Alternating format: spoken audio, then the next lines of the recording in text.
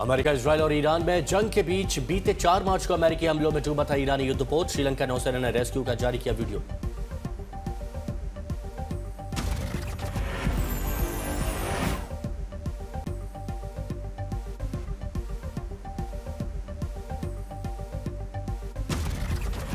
अमेरिकी सबमरीन के टॉर्पीडो हमले के बाद डूबा ईरानी वॉरशिप, 80 से ज्यादा ईरानी सैनिकों की मौत। श्रीलंका नेवी ने चलाया बचाव अभियान। श्रीलंका नौसेना ने घायल ईरानी नाविकों को किया रेस्क्यू, घायलों को अस्पताल में भर्ती कराया। हमले के बाद लाइफ ट्यूब के सारे बचे ईरानी नौसैनिक। श्रीलंकाई नौसेना ने 32 नाविकों को रेस्क्यू किया। अमेरिका, इजरायल और ईरान के युद्ध के बीच ईरान ने दी चेतावनी। ईरानी उप विदेश मंत्री ने कहा, खाड़ी में अमेरिकी रडार मछली पकड़ने के लिए नहीं बल्कि हमारी सुरक्षा के लिए। ईरानी उप विदेश मंत्री ने अमेरिका को चेतावनी देते हुए कहा, यह युद्ध अमेरिका के साथ ईरान के अस्तित्व के लिए है। ईरान ने अमेरिका की मानसिकता को अमेरिकी फुटबॉल मानसिकता करार दिया। कहा, हम शतरंज वाली रणनीति में विश्वास रखते हैं। स्ट्रेट ऑफ हॉर्मुज के बंद होने की अफवाहों के बीच बोले ईरानी उप विदेश मंत्री। कहा, हम स्ट्रेट ऑफ हॉर्मुज को बंद नहीं कर रहे लेकिन खतरे को नजरअंदाज नहीं करेंगे। ईरान का अमेरिका को सीधा संदेश। उप विदेश मंत्री ने कहा, धमकियों का जवाब संयम और रणनीति के साथ दिया जाएगा। इजरायली रक्षा मंत्री का बड़ा बयान। कहा, इजरायल ने नवंबर में ही ईरान के पूर्व सर्वोच्च नेता अली खामनेई को मारने का फैसला लिया। अमेरिकी सूत्रों ने किया खुलासा। कहा, मई जून में खामनेई को मारने की बनाई थी योजना। ईरानी परमाणु और बैलिस्टिक मिसाइल कार्यक्रम को रोकना प्राथमिकता। अमेरिका के विमानों ने तेहरान पर बरसाए गोले। ईरान में चल रहा आंतरिक विरोध से ऑपरेशन को मिली बड़ी मदद। देश में विरोध और आंतरिक दबाव के चलते इजरायल ने ऑपरेशन जल्दी शुरू किया। इजरायल का मुख्य उद्देश्य ईरान के पूर्व सर्वोच्च नेता खामनेई को खत्म कर नई सत्ता के साथ ईरानी शासन में परिवर्तन लाना। अमेरिकी राष्ट्रपति डोनाल्ड ट्रंप ने ईरान की नई सत्ता का जताया विरोध, चेतावनी देते हुए किया आगाह। ईरान में नए नेता के चुनाव पर बोले राष्ट्रपति ट्रंप। कहा, नए नेता के चुनाव में मेरी भूमिका जरूरी। आज अमेरिका और इजरायल का ईरान के खिलाफ युद्ध का 7वां दिन। अब तक 1200 से अधिक लोगों की मौत की पुष्टि। ईरान पर अटैक के लिए शुरू किए गए ऑपरेशन एपिक फ्यूरी पर ट्रंप ने बात की। ट्रंप का दावा, अमेरिका ने 3 दिनों में ईरान के 24 जहाजों को नष्ट किया। भारी तनाव के बीच ईरानी उप विदेश मंत्री सईद खतीबजादेह से भारत के विदेश मंत्री एस जयशंकर ने मुलाकात की। इजरायल के हमलों को पलटवार करते हुए ईरान ने दागी सबसे भयानक मिसाइल, तेल अवीव को निशाना बनाया। इजरायल की राजधानी तेल अवीव पर ईरान का पलटवार, दागी ब्रह्मास्त्र खुर्रम शहर 4 मिसाइल।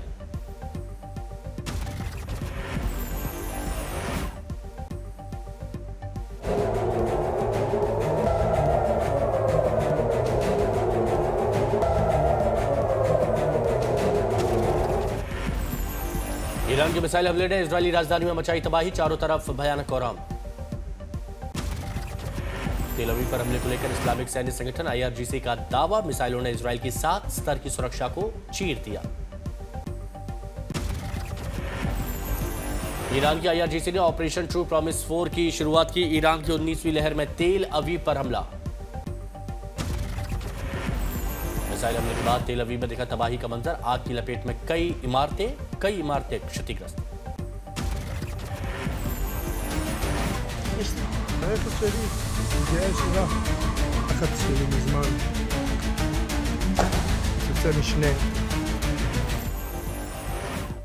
ईरान के मुताबिक तेल अवीव का केंद्र था मिसाइलों का लक्ष्य बेन गुरियन हवाई अड्डा और हवाई अड्डे पर स्थित इजरायली वायुसेना का 27वां स्क्वाड्रन। इजरायल की तरफ से ईरानी हमले में बड़े पैमाने पर तबाही की पुष्टि नहीं, केवल इमारत को हुआ नुकसान, किसी के हताहत होने की खबर नहीं।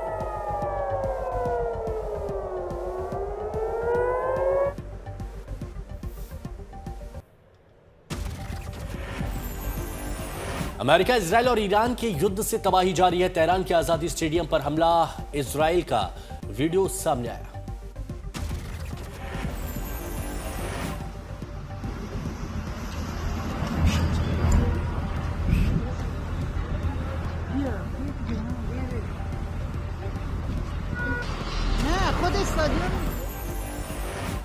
तेहरान में इजरायली हवाई हमले के बाद स्टेडियम को भारी नुकसान पहुंचा। हमले के बाद आसमान तक दिखा धुएं का घना बादल।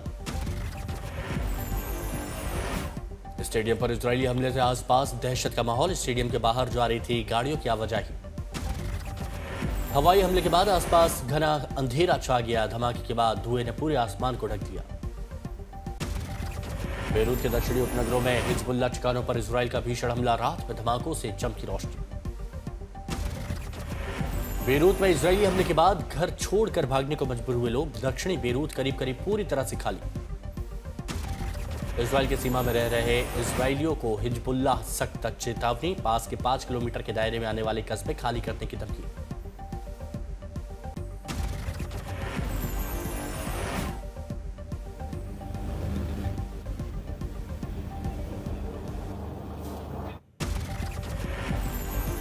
हिजबुल्लाह की धमकियों पर आईडीएफ सख्त। कहा हिजबुल्लाह ने खुद ही मोल ली है ये मुसीबत।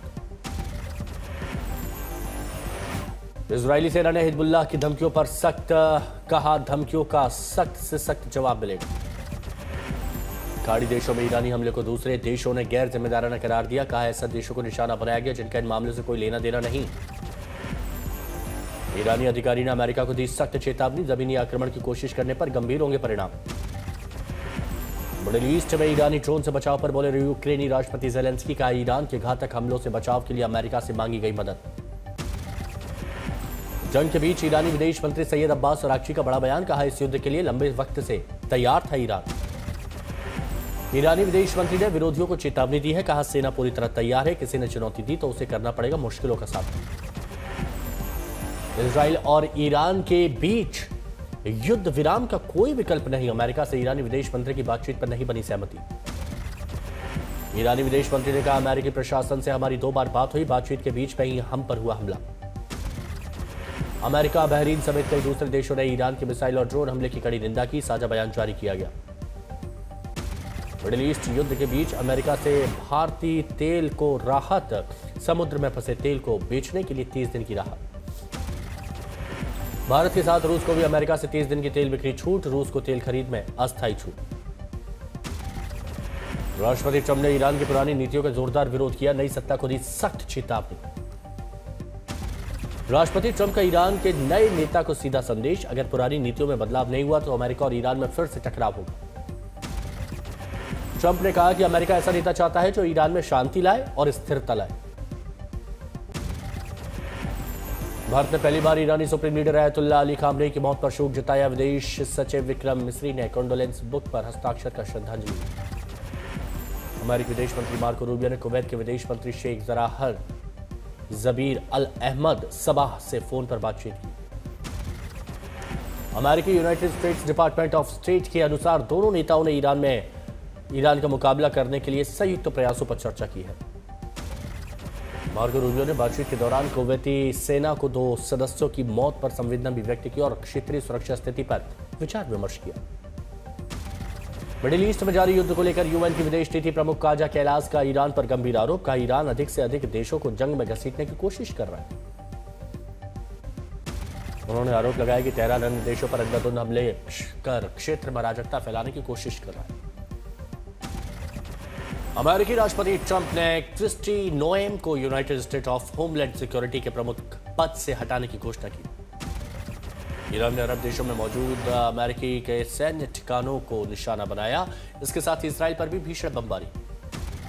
ईरान के विदेश मंत्री अब्बास अराक्ची ने अपने नए बयान में सीधे यूएस प्रेसिडेंट डोनाल्ड ट्रंप को संबोधित किया।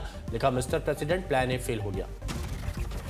लेबनान में इजरायली बमबारी से मानवीय संकट बढ़ा। हजारों की संख्या में लेबनानी लोग जान बचाने के लिए सीरिया में शरण ले रहे हैं।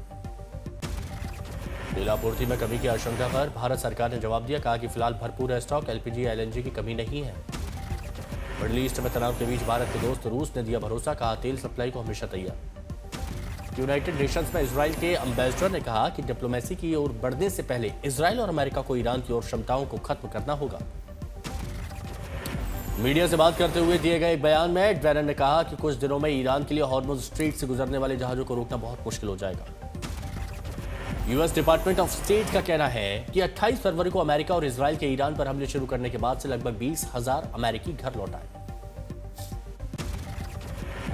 इजराइल ईरान युद्ध से भारत को भी घाटा। भारत और गल्फ देशों से होने वाले $178 अरब के व्यापार पर संकट।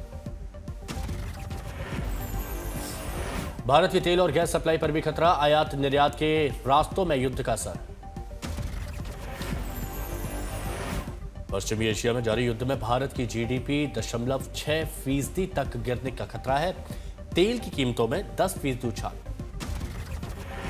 बीएमआई की रिपोर्ट का कहना है कि तेल के महंगे होने पर भारत की अर्थव्यवस्था पर असर पड़ेगा। युद्ध के चलते स्ट्रेट ऑफ हॉर्मुज के बंद होने से क्रूड ऑयल प्राइस में उछाल जारी है। कच्चे तेल के दाम $83.07 प्रति बैरल, पिछले करीब 1 साल 8 महीने के बाद अपने उच्चतम स्तर पर है कच्चा तेल। मिडिल ईस्ट में युद्ध के बीच भारत में सीएनजी और पीएनजी की कीमतों पर पड़ सकता है असर, कीमतों में उछाल की आशंका। युद्ध के बीच कतर ने रोका एलएनजी का उत्पादन, भारत की गैस सप्लाई 40% तक घटने का खतरा। इजराइल, यूएस और ईरान युद्ध के बीच एयरलाइंस की बढ़ती पहल, यात्रियों को रिफंड और फ्री विकल्प। युद्ध के बीच यात्रियों की सुरक्षा को लेकर एयरलाइंस कंपनियों ने किया फैसला, टिकट कैंसिल पर फुल रिफंड की सुविधा शुरू।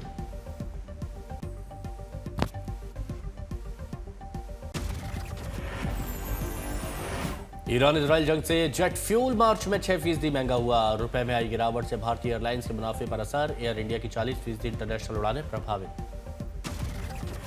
ईरान इजराइल में जारी तनाव से भारत में बासमती चावल की कीमतों में गिरावट, मध्य पूर्व में युद्ध के असर से बासमती चावल के निर्यात में रुकावट से देश में सप्लाई बढ़ी। सेंट्रल बैंकों ने रिकॉर्ड ऊंचाई पर पहुंचे गोल्ड की खरीद से किया इनकार, वर्ल्ड गोल्ड काउंसिल के मुताबिक केंद्रीय बैंकों ने जनवरी में केवल 5 टन सोना खरीदा। फरवरी में देश में वाहनों की रिटेल बिक्री में 25.6% का जबरदस्त उछाल आया। आरटीओ पर रजिस्टर किए गए वाहनों की कुल संख्या बीते महीने 24 लाख के पार पहुंची। इंडिया वो 2026 में भारतीय कंपनियों ने इनोवेशन के नए मापदंड स्थापित किए। दिग्गज आर्किटेक्ट्स और इंटीरियर डिजाइनर्स ने देसी प्रोडक्ट्स की जमकर तारीफ की।